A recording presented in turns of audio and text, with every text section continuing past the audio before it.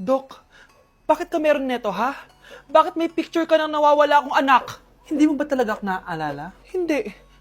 Sabihin mo sa akin, buhay pa ba ang anak ko? Umalis ka na. Marami pa akong gagawin. Buhay pa ba ang anak ko? Oo! Buhay na buhay ako! Ako ang anak mo na iniwan mo sa palengke dati! Nagtataka ka? Isa na akong trans ngayon. Alam mo, buti na lang, may mabait at mayamang pamilyang kumukup sa akin. Kaya maganda yung naging buhay ko. Tingnan mo, naging doktor pa ako. Kaya salamat sa'yo at iniwan mo ko. Anak, hinanap kita. Umasa ako na babalik ka. Hindi na importante yan. Ayaw na kita makita at hindi na kita kailangan. Kaya umalis ka na! Hello po. Kamusta po yung pasyente? Dok, si nanay naman yung nagkasakit. Kamusta na siya? Okay naman. Sa iba ko na lang siya ipapaasikaso, ha? Anak?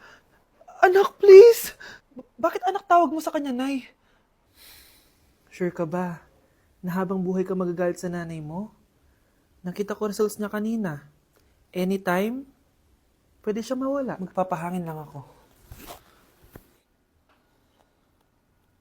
Nasaan na sila?